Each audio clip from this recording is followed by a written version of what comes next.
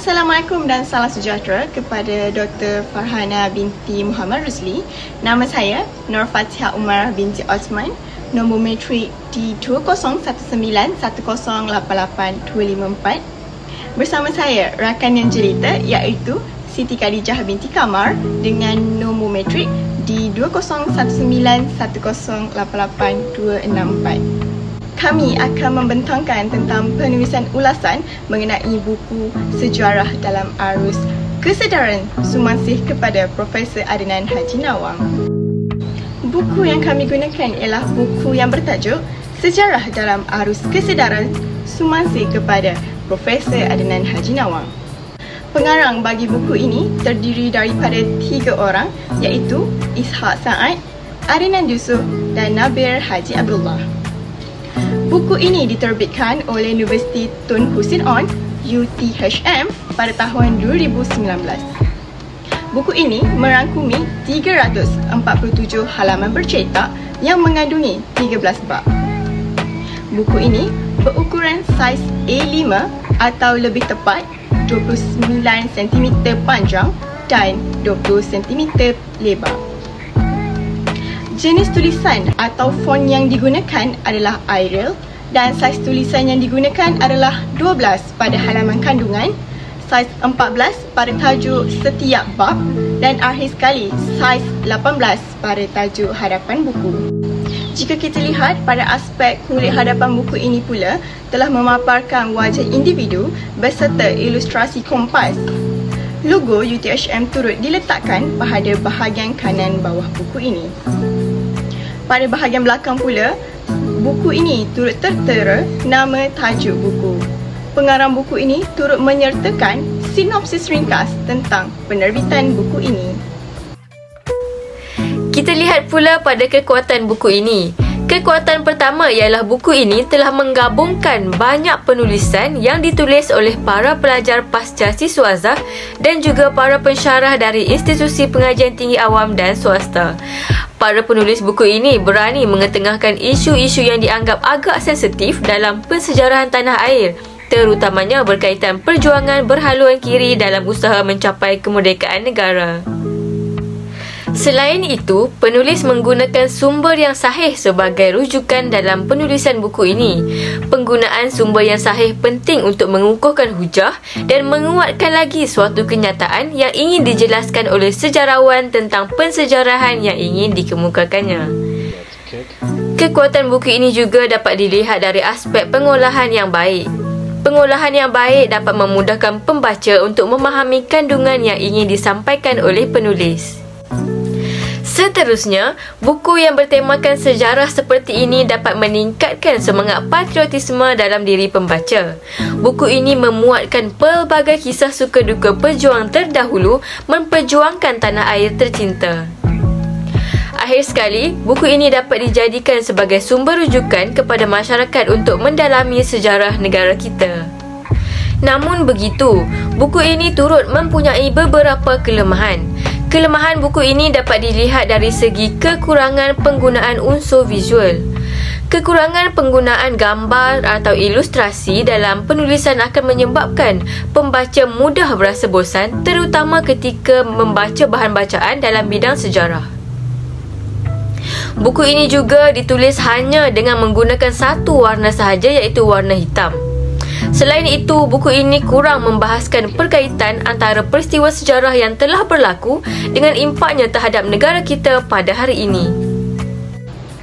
Buku ini turut mempunyai ciri-ciri keistimewaannya yang dapat saya kongsikan di sini.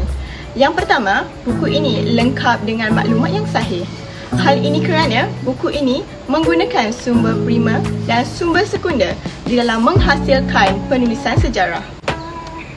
Ciri yang seterusnya ialah buku sejarah dalam arus kesedaran Sumansih kepada Profesor Adnan Haji Nawang sesuai dijadikan sebagai rujukan sejarah Melayu. Buku ini merupakan koleksi penulisan sejarah yang merangkumi kisah sejarah yang berlaku di tanah Melayu sejak 1900 sehingga era kemerdekaan. Buku ini turut mengupas kisah sejarah dari aspek politik, sosial dan ekonomi. Buku ini memuatkan 13 bab yang menyingkap kisah sejarah Tanah Melayu dari era sebelum merdeka sehingga era kemerdekaan. Bab pertama ialah menelusuri peranan golongan ulama Kedah sebelum merdeka. Pada bab ini, penulis ingin meniupkan semangat memperjuangkan sistem pendidikan agama Islam menerusi golongan ulama atau dikenali sebagai kaum tua. Bab 2 iaitu kaum muda dalam perjuangan merdeka di Tanah Melayu 19 sehingga 1950. Bab ini menyajikan peranan kaum muda yang menjadi penggerak nasionalisme di dalam memperjuangkan kemerdekaan di Tanah Melayu. Bab ketiga pula bertajuk Oti Duset, pengetua pertama SITC yang berjiwa Melayu. Buku ini telah mengangkat seorang pegawai British yang berjiwa Melayu di dalam memperjuangkan pendidikan vernakular Melayu selain menjadi penggerak utama nasionalisme di dalam SITC. Bab 4 pula menceritakan tentang Angkatan Pemuda Insaf API yang menjadi barisan pemuda yang berusaha membebaskan Tanah Melayu dari terus menjadi jajahan British. Bab 5 pula menceritakan tentang sejarah Suluh Malaya iaitu sebuah majalah politik Melayu yang dijadikan sebagai majalah rasmi Parti Kebangsaan Melayu Malaya. Bab ke-6 iaitu politik Suluh Malaya merupakan kesinambungan terhadap bab yang sebelumnya yang menerangkan tentang gerakan politik yang disebarkan oleh majalah politik tersebut. Pada bab ke-7, artikel yang bertajuk Keganasan Komunis di Daerah Hulu Langat, Selangor sepanjang tempoh darurat ini telah menceritakan bentuk-bentuk keganasan yang dilakukan oleh pihak Parti Komunis Malaya, PKM.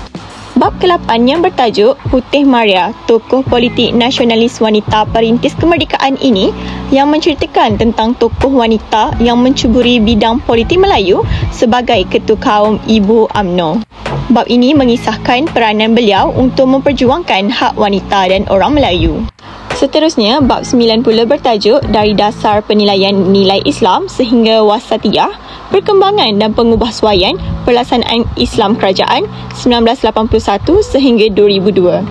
Penulis menganalisis sejarah pelaksanaan konsep wasatiyah di Malaysia yang bertujuan untuk membentuk ummah yang berpaksikan kekuatan iman tanpa mengabaikan prinsip toleransi dan keadilan sosial rakyat, berbilang kaum dan agama di Malaysia. Seterusnya, bab 9 pula bertajuk Dari Dasar Penilaian Nilai Islam sehingga Wasatiyah, Perkembangan dan Pengubahsuaian Pelaksanaan Islam Kerajaan 1981 sehingga 2002. Pada bab ini, penulis menganalisis sejarah pelaksanaan konsep wasatiyah di Malaysia yang bertujuan bagi membentuk ummah yang berpaksikan kekuatan iman tanpa mengabaikan prinsip toleransi dan keadilan sosial rakyat, berbilang kaum serta agama di Malaysia. Bab 10 pula bertajuk Akal Melayu dalam melahirkan sistem pemerintahan, governance yang abadi. Penulis memulakan bab ini dengan menghuraikan tentang kelahiran sistem pemerintahan beraja diikuti dengan konsep mandala. Bab ini turut menerangkan bagaimana sistem beraja berubah menjadi sistem raja berperlembagaan bagi setiap negeri dengan persetujuan raja dilantik sebagai Menteri Besar. Seterusnya, bab 11 yang bertajuk Menangani Tekanan, Strategi Peperangan Orang Melayu Kedah terhadap Siam. Bab ini memfokuskan tentang peralihan pentadbiran Jepun kepada Thailand dan kesannya terhadap golongan elit Melayu di Kedah sekitar tahun 1942 sehingga 1945. Bagi bab 12 pula yang bertajuk Borneo Utara British dan Indonesia 1960 sehingga 1962, isu pencerobohan sepadan laut. Bab ini memaparkan konflik persepadanan yang berlaku antara dua buah negara yang berjiran iaitu negara Malaysia dan Indonesia. Isu ini dibahas dari pelbagai aspek termasuklah ekonomi, politik dan sosial. Bab yang terakhir iaitu bab 13 yang bertajuk Menyingkap Hubungan Vietnam dengan Semenanjung Tanah Melayu. Bab ini mengisahkan hubungan politik dan ekonomi antara Vietnam dan Semenanjung Tanah Melayu yang dimulakan dengan menganalisis perkembangan sejarah awal hubungan Malaysia dan Vietnam pada abad ke-15 sehingga abad ke-19. Terdapat dua cadangan penambahbaikan yang saya ingin usulkan. Yang pertama, buku ini perlu ditambah baik dari segi visual seperti memasukkan lebih banyak gambar dan ilustrasi. Cadangan yang kedua, penulis perlu menekankan aspek perkaitan antara peristiwa sejarah yang telah berlaku dengan impaknya terhadap negara kita pada hari ini. Kesimpulannya, buku Sejarah dalam Arus Kesedaran Sumbangsih kepada Profesor Adnan Haji Nawang adalah sebuah buku yang sangat bermanfaat, terutamanya dalam bidang sejarah. Para pencinta sejarah perlu mendapatkan buku ini kerana ia mengandungi fakta sejarah yang tepat dan menarik untuk didalami. Buku bertema sejarah seperti ini wajar diperbanyakkan lagi pada masa hadapan supaya masyarakat lebih membuka mata terhadap sejarah negara.